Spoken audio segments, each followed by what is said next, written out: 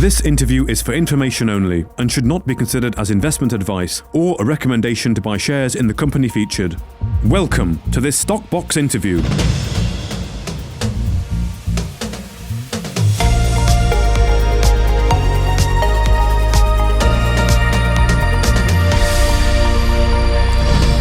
Okay, well, the only other thing I would like to ask you, Darren, you mentioned Mel earlier. Of course, I saw that announcement there. Could you perhaps explain a little about who Mel is and why she's joined and why you think it's such a coup for Panther?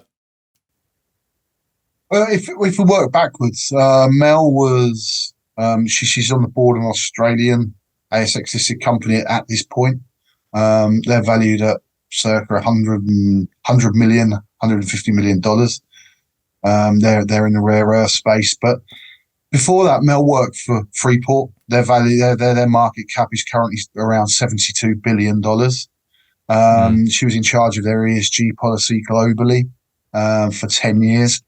Prior to that, for 5 years, she was second in command of their entire African operations. She came into the industry from working US government. Mel, included in her roles, she ran the embassy for a short while in the Congo. Her career took her to Washington. She started her career in the late 80s, and that was under Ronald Reagan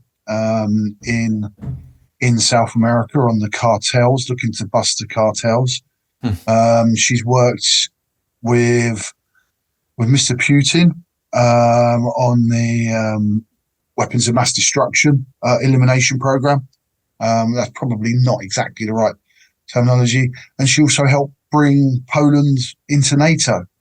So this is a person that's got exceptionally deep and real connections into the political circles, certainly in Washington and Ottawa, and just by design that spreads.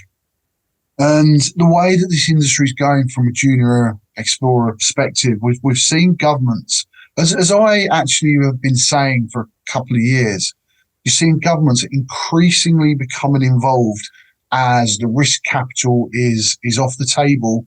The governments have identified there is massive supply shortages coming in this industry, right? Huge. Make no mistake, you can't stop that now.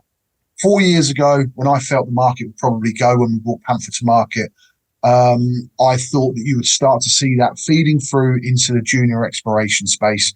And we would probably, there would be some shortages, et cetera, et cetera. But since then, we've had COVID, we've had the bear market since the Russians went into Ukraine. And that's seen less risk capital come into this game. As a result, it's game over, right? We are going to have supply shortages across a whole host of commodities. We haven't had the discoveries. The majors have been taking ore out the ground every single day of the week, and those reserves are not being replenished. In fact, you can see that now through some of their annual reports. That's starting to feed down to them. Now, the fact is starting to potentially, over the medium term, feed into the majors' bottom line is absolutely perfect for a junior explorer, because the majors are having to come down that food chain. And we're seeing that. Companies are seeing that. That they have come a long way down, and they've rebuilt their exploration teams over the last couple of years. And they're having to go into the junior sector. It's not being recognised by the market. And as a result, that means there's still a void, and that void's being filled by governments. But when you bring somebody in, such as Mel, who has the political network, she knows how it works, she understands the nuances of the political systems, she understands the nuances and how the majors work as well. She's been right in there at the very top level. So you've got somebody that encompasses everything in terms of what offers shareholders and stakeholders the potential for deals and non-dilutive capital. And this is a boom for the junior sector. Now, the fact the market isn't recognising that is because the market is still looking at purely the retail investor funding the high-risk startup stages of junior exploration companies. And whilst the market is correct to a certain extent, the game's changed, and it's changing in front of your eyes. And we're still in the early stages of this, but governments are going to, the longer the market holds back, the longer the market doesn't recognise this, the more you're going to see funding coming in at governmental level through all kinds of ways, through grants, through tax initiatives. But it's there. So bringing somebody like Mel on to a junior sort of 4 million market cap company is extraordinary because of what somebody with Mel's capabilities offers. Now, again, that is all about putting those foundations in place. And already, Mel's been invaluable in some of the information and the feedback she's given me. And it just puts the business on a hugely more secure foundation as we see these develop, as we continue to navigate the political and social scenes around the industry. There is a lack of understanding or assumptions made in certain corners that frankly aren't true. We're in a changing world. We've got to be very cognizant of the fact that the next generation coming through want to see different things. They want to see a different industry. They don't want to see the scars on the landscape. And we have to work directly with those people, and everyone around it. So yeah, I said in my message that this is the equivalent to Accrington Stanley signing Lionel Messi, that there's a little strapline there, but it's actually true. £4 million market cap gets somebody as an advisor who's got political connections beyond our wildest dreams. They understand how a $72 billion market cap major works.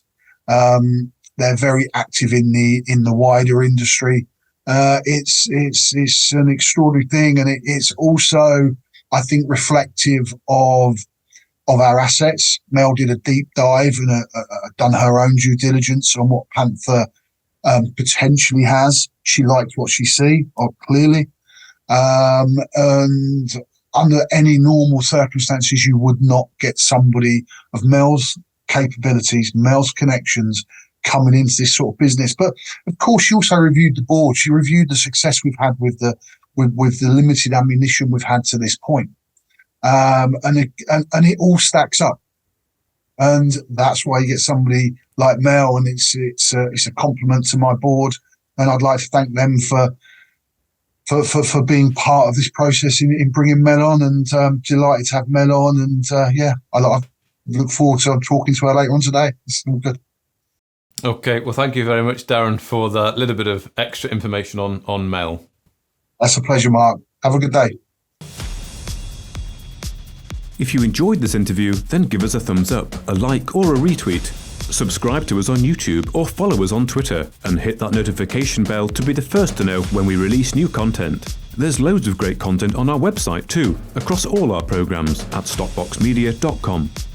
Thank you for watching.